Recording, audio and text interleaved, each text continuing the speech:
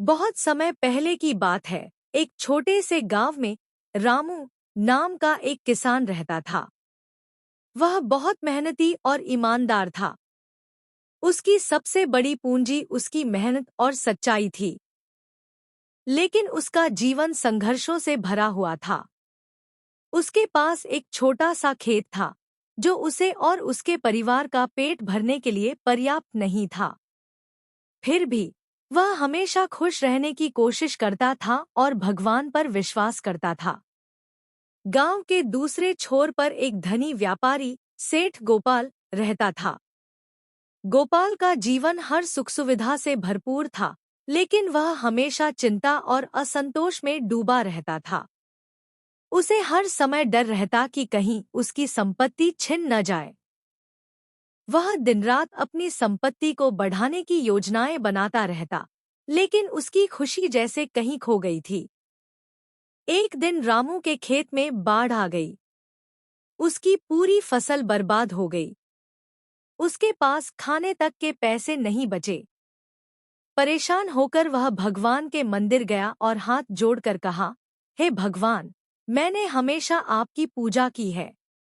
मैं हमेशा मेहनत करता हूँ, फिर भी मेरे साथ ऐसा क्यों हो रहा है? मंदिर में एक बुजुर्ग संत ने उसकी बात सुनी और मुस्कुराते हुए कहा, रामू, कर्म पर विश्वास रखो। अगर आज मुश्किलें हैं, तो कल इसका फल अवश्य मिलेगा। रामू ने संत की बात को अपने दिल में बसा लिया और खेत को दोबारा उपजाऊ बनाने की ठान ली। उसने दिन-रात मेहनत की, मिट्टी को उपजाऊ बनाया और कुछ महीनों में फसल उगाई। इस बार उसकी फसल इतनी अच्छी हुई कि उसने गांव में सबसे ज्यादा अनाज पैदा किया। उधर सेठ गोपाल को यह खबर लगी कि रामू के खेत की फसल इस साल सबसे अच्छी हुई है। उसकी आंखों में लालच आ गया। उसने रामू से खेत खरीदने का प्रस्ताव दिया। लेकिन रामू ने कहा, सेठ जी, यह खेत मेरे जीवन की पहचान है। मैं इसे बेच नहीं सकता। गोपाल ने चालाकी से सोचा, अगर मैं रामू को इस खेत से हटा दूं, तो यह खेत मेरा हो जाएगा।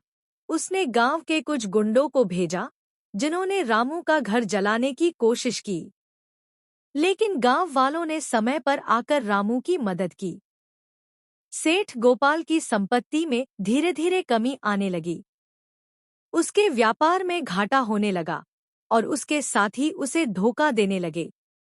दूसरी ओर रामू की ईमानदारी और मेहनत ने उसे गांव में एक आदर्श बना दिया।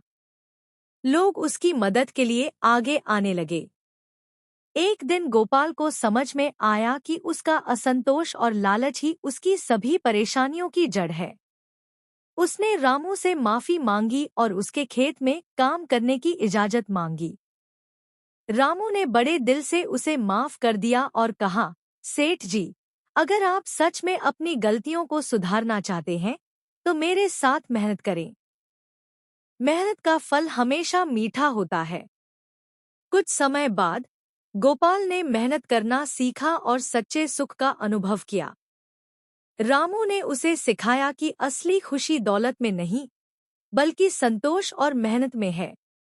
इस कहानी से यह शिक्षा मिलती है कि कर्म और ईमानदारी से किया गया प्रयास कभी व्यर्थ नहीं जाता। भाग्य भी उन्हीं का साथ देता है, जो अपने कर्मों में विश्वास रखते हैं। दोस्तों, अगर आपको यह कहानी पसंद आई हो, तो कृपया लाइक, शेयर और सब्सक्राइब जरूर करें। और हाँ, कमेंट में बताना न भूलें कि आपको यह कहानी कैसी लगी। फिर मिलेंगे एक नई कहानी के साथ। धन्यवाद।